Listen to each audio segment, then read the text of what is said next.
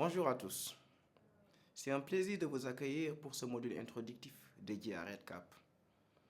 Durant cette session, nous allons explorer ensemble les tenants et aboutissants de REDCap, un outil puissant et indispensable dans la collecte et la gestion des données dans le domaine de la recherche clinique.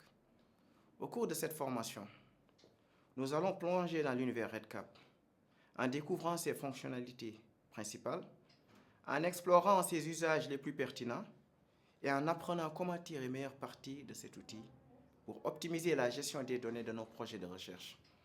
Merci de votre intérêt pour ce MOOC. Qu'est-ce que REDCap? REDCap signifie Research Electronic Data Capture.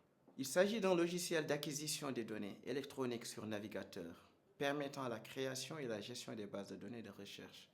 Développé par une équipe informatique de l'université Vanderbilt et gratuite pour les institutions à but non lucratif. Comme illustré sur cette carte, REDCap est largement répandu à travers le monde, utilisé dans 155 pays actuellement et adopté par environ 7000 institutions.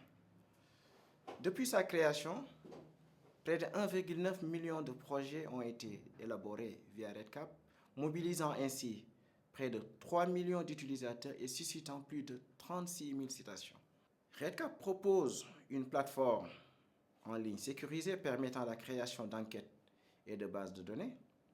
Sa grande flexibilité permet de modifier rapidement les bases de données à tout moment grâce à ses fonctionnalités avancées. De plus, il prend en charge l'e-consentement, c'est-à-dire le consentement électronique.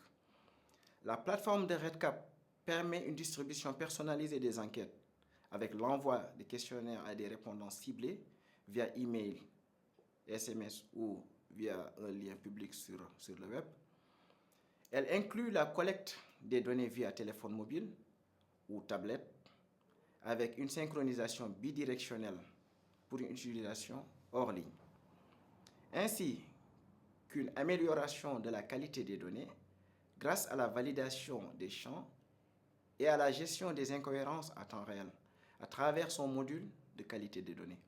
REDCap offre aussi la possibilité d'effectuer des rapports personnalisés pour des analyses statistiques basiques des tendances de façon dynamique, une exportation facile des données vers des outils statistiques répandus, un stockage sécurisé permettant ainsi un partage des données sécurisées et des alertes en temps réel basées sur des données saisies.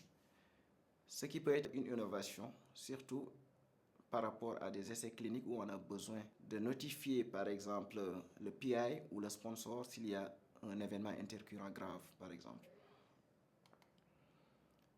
Voyons d'abord comment accéder à REDCap. Il faut savoir que l'acquisition de REDCap est institutionnelle. Elle est gratuite pour les institutions de recherche à but non lucratif. Une institution intéressée par le logiciel va mener des démarches auprès de l'université Vanderbilt pour obtenir une licence. Et chaque institution membre du consortium de REDCap a son propre domaine d'accès. Ici, nous avons quelques exemples de domaines d'accès sur ce tableau. L'administrateur REDCap de chaque institution est chargé de créer les comptes des utilisateurs. Et une fois que le compte de l'utilisateur est créé, l'utilisateur est maintenant à mesure de créer sa propre base de données ou accéder à une base de données avec l'autorisation de son propriétaire. Ici, nous avons un exemple d'interface de connexion REDCap. Il faut saisir le nom d'utilisateur et le mot de passe pour se connecter. Pour certains organismes comme l'OMS, l'accès à REDCap utilise le même login que l'adresse email de l'utilisateur. Nous verrons dans nos prochaines vidéos comment naviguer dans REDCap une fois connecté. À très bientôt avec nos prochaines vidéos sur REDCap. Merci.